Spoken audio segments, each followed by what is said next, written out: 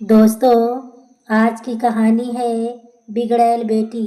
विजय जी का कारोबार बहुत बड़ा नहीं था, तो उसे विस्तार देने के चक्कर में कर्जदार हो गए थे। तो कर्ज चुकाने के लिए अपनी दुकान बेच देनी पड़ी थी और खुद एक बड़े सेठ जी श्री प्रकाश ठाकुर के यहाँ मुनीम की नौकरी कर ली थी।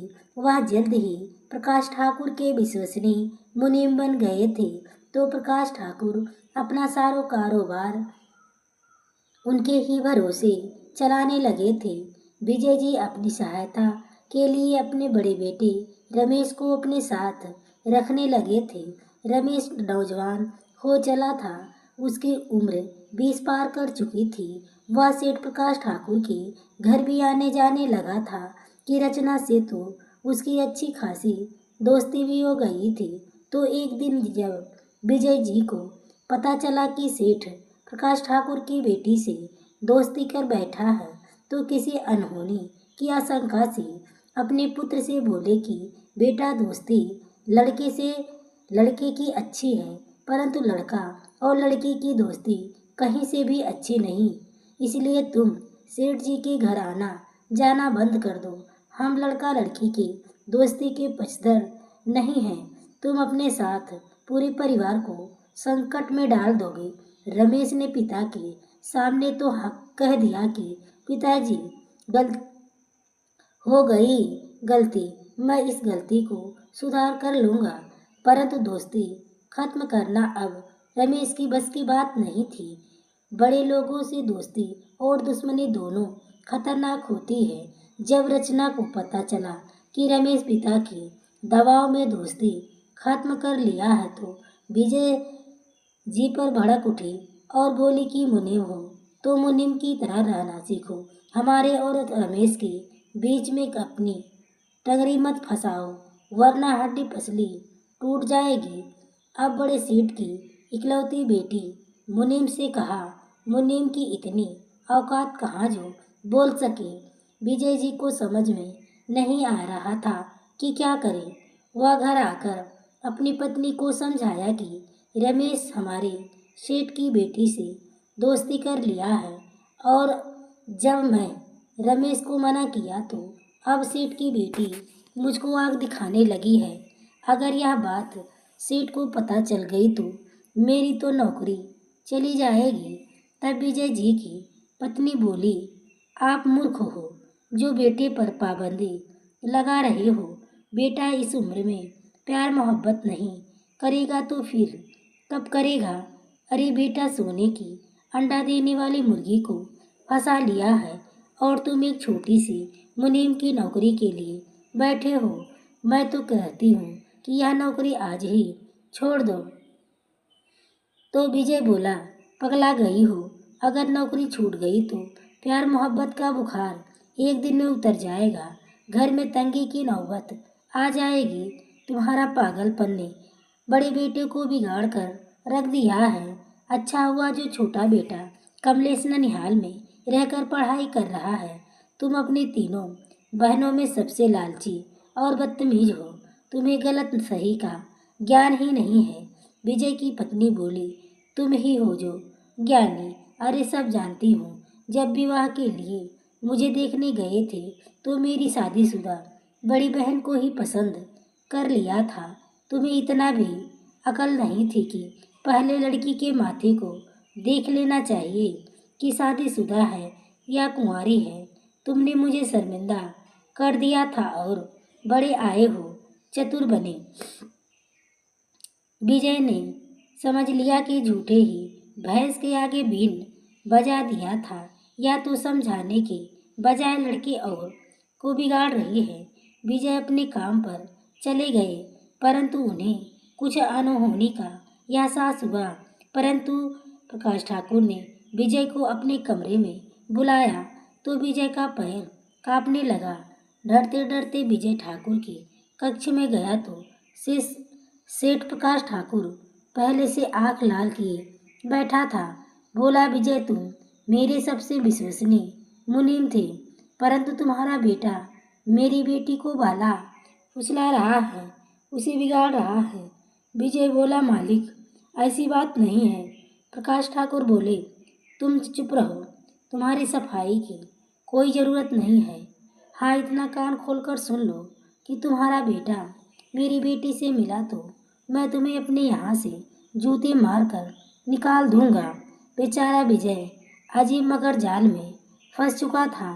अगर बेटा रचना से नहीं मिला तो बेटी मारकर काम से निकाल देगी, और बेटा रचना से मिल गया तो बाप जूता से मारकर काम से निकाल देगा, और मैं खुद से निकल कर चला गया तो भोजन को लाले पड़ जाएंगे।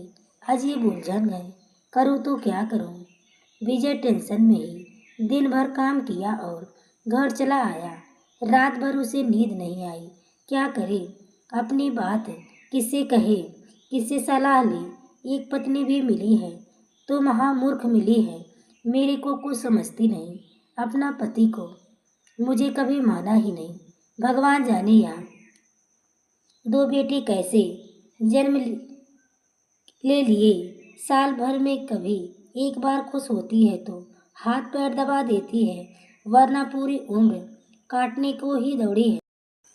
सीधी बात भी उसे उल्टी लग गई थी। जिंदगी में मेरे साथ एक बार मेला देखने गई थी तो बीच रास्ते मारपीट हो गई थी। उस वक्त मैं ही ज़्यादा पिटा गया था, क्योंकि पत्नी ने मुझे पहचानने से इनकार कर दिया था। दरअसल मैं उसे पहले मिठाई खिलाना चाह रहा था, परंतु यह झूला झूलना की चाह रही थी। झूला से उसे बचपन से प्यार था, क्योंकि एक बार झूला से गिर गया था तो पत्नी को एक चाटे लगा दिया था। फिर क्या था, पत्नी ने शोर मचाना शुरू किया कि देखो लोगों, क्या दुष्ट मुझे छेड़ रहा था और मुझे बचाओ। इससे क्या, लोगों ने हमदर्दी दिखा दिया। मैं चिल्लाता रहा कि मुझे मत मारो, यह स्त्री तुम लोगों की बहन नहीं बल्कि मेरी पत्नी है। परंतु मेरी किसी ने नहीं सुनी। कोतवाल ने पूरी कर दी अपनी जिम्मेदारी। उसने भी बहुत मारा। बोला, साले तेरे को अभी जेल में बंद कर दूंगा, एक स्त्री के छेड़ने के जुर्म में फांसी चढ़वा दूंगा। संयोग से वहाँ एक पहचान का सरपंच पहुँच गया और बोला, अरे क्या कर रहे हैं, यहाँ उसकी पत्नी है। कोतवाल साहब अपने आप नीचे झुका लिया। अब पहली बार जिंदगी में इतना बड़ा धोखा खाया था। दो थप्पड़ लगाया और बोला, साले पहले बताना चाहिए था ना, मेरी पत्नी है। तुम्हें घर के झगड़े घर में सुलझाने चाहिए, वहाँ से छूटकर घर चलने को हुई। तो पत्नी बोली, अजी आपको ज़्यादा चोट तो नहीं लगी। पत्नी बोली, अजी मेले में नौटंकी होने वाली है, उसे देखकर चलते हैं।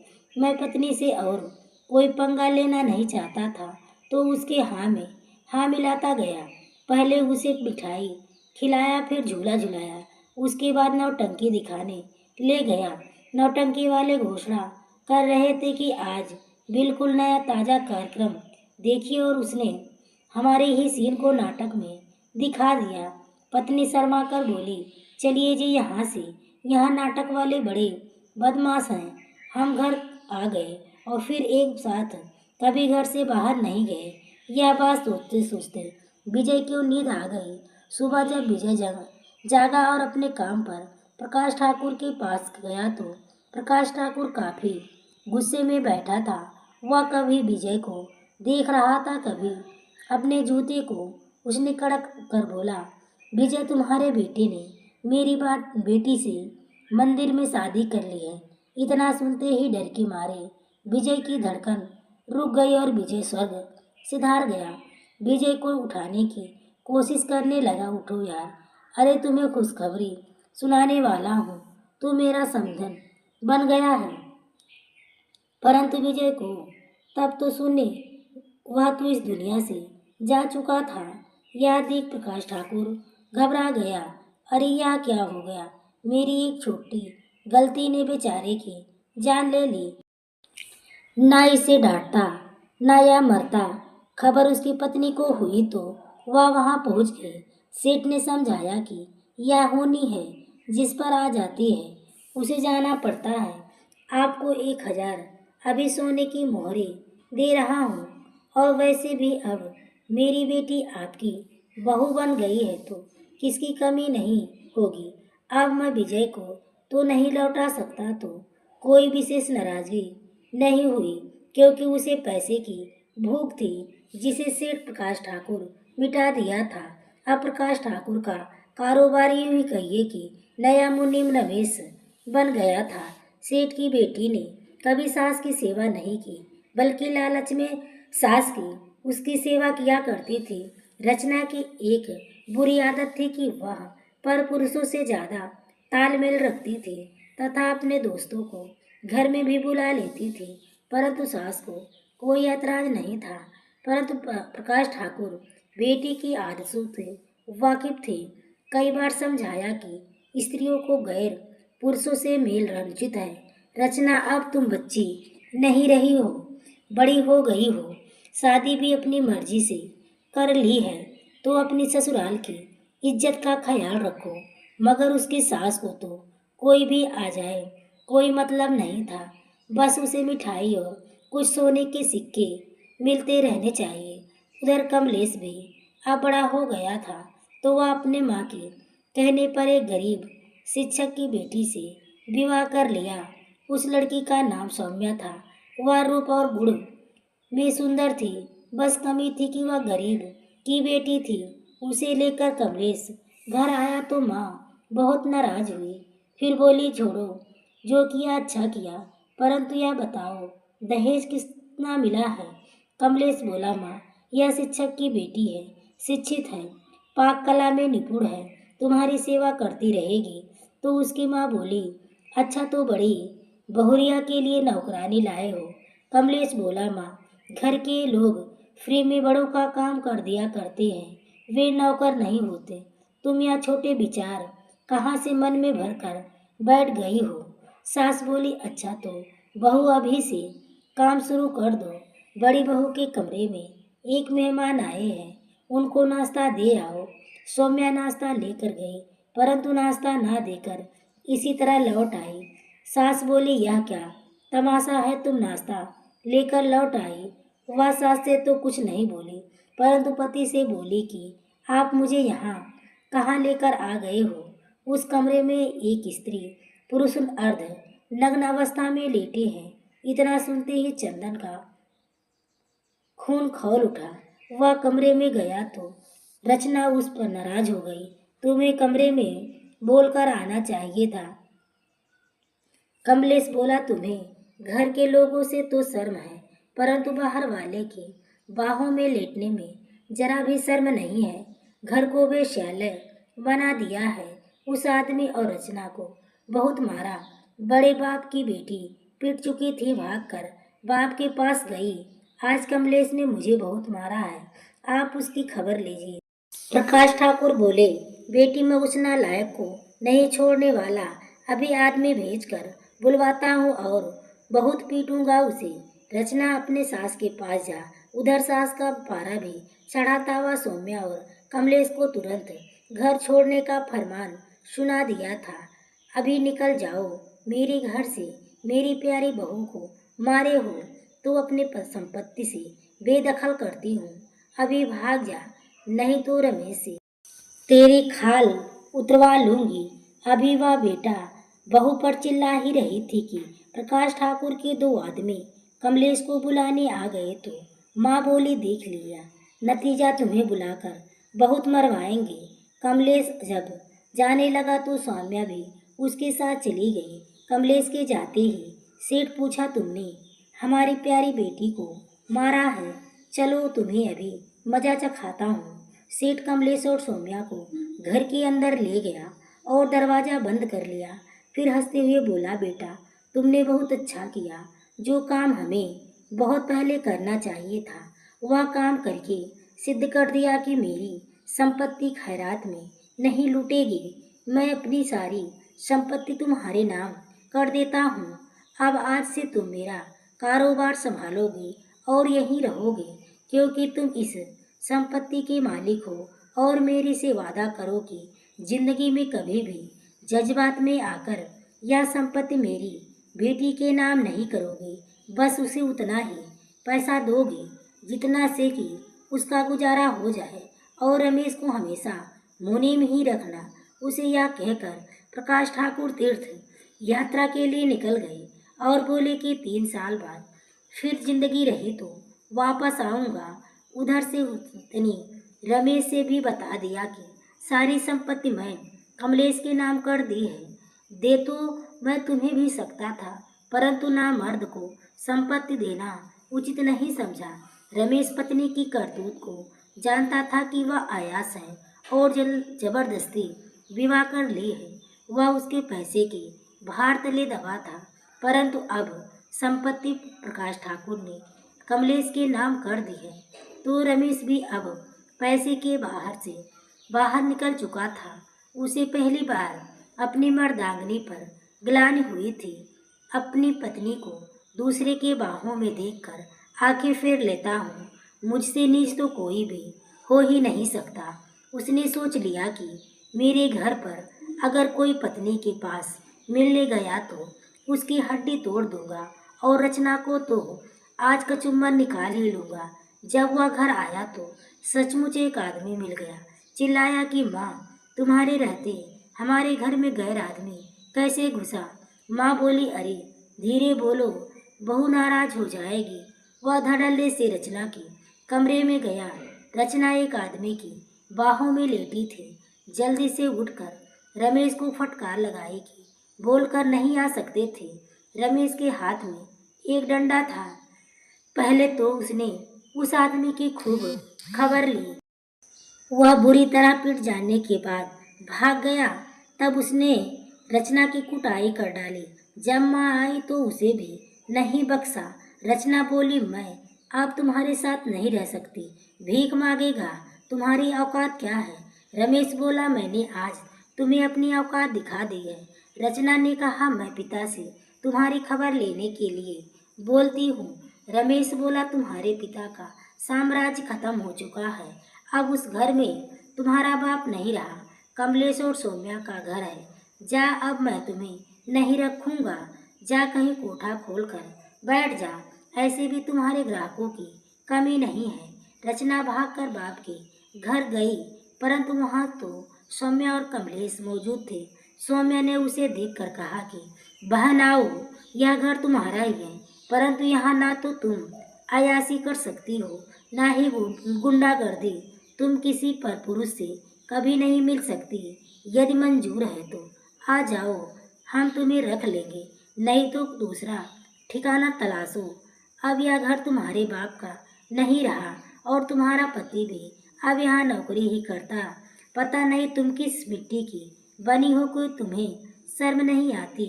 अब भी वक्त है, सुधर जाओ तो हम तुम्हें अपने पास रख लेंगे। इतने बात सुन रचना की आँख खुल चुकी थी। बोली, कमलेश भैया, इसमें हमारी गलती नहीं थी। मेरी माँ नहीं थी, पिता ने मुझे कभी रोका नहीं। विवाह के बाद पति ने भी मुझे एक बार नहीं रोक सका, तो मेरी सास मददगार थी, उसने भी नहीं रोका, तो मैं गलती पर गलती करती गई। परंतु पहली बार मुझे तुमने रोका तो मुझे बुरा लगा, परंतु जब पति ने रोका तो और भी बुरा लगा। इस बात का बुरा लगा कि वह तो सब जानता है, तो पहले क्यों नहीं रोका? आज जब उसे पता चल गया कि मेरे पास पैसे नहीं हैं, तब मुझे रोका। अब तो वह मेरे को छोड़ने की बात कर रहा है, जबकि गलती तो उसकी भी है। कमलेश बोला, भाई से बात करेंगे, तुम अभी यहीं रहो। उसने रमेश को बुलाया और बोला कि देखो, आज तुम अपनी पत्नी की बुराइयों के लिए उससे लड़ रहे हो, उसके जिम्मेदार तुम खुद हो। तुम्हें पहले अंकुश लगाना चाहिए था, परंतु अब तो बात की गई, वापस नहीं आ सकती। अब से अपनी गलती सुधार लो और जिंदगी की शुरुआत करो। इतनी सारी संपत्ति है, अगर दुखी रहकर जिंदगी बिताओगे तो इसका सदुपयोग कैसे करोगे? बात रमेश के समझ में आ चुकी थी कि बड़ी गलती तो उसी की थी। लालच में बस आंखें बंद किए हुए था, वरना पहले दिन घर में आई पत्नी को जिस सांचे में ढालो तो ढल जाती है। बस पुरुष में मर्दांगनी होनी चाहिए, वरना नपुंसक को तो पत्नी के इशारों पर नाचते ही रहते हैं और उसकी नाकामियों पर पर्दा डालते रहते हैं। दोस्तों, आपको यह कहानी कैसी लगी? कमेंट में अपनी राय जरूर दें। कहानी अच्छी लगी हो तो वीडियो को लाइक और शेयर करें। चैनल पर पहली बार आए हो तो चैनल को सब्सक्राइब करें। आगे के नोटिफिकेशन के लिए बेल आइकन को जरूर प्रेस करें। पूरी वीडियो देखने के लिए आपको तहे दिल से धन्यवाद।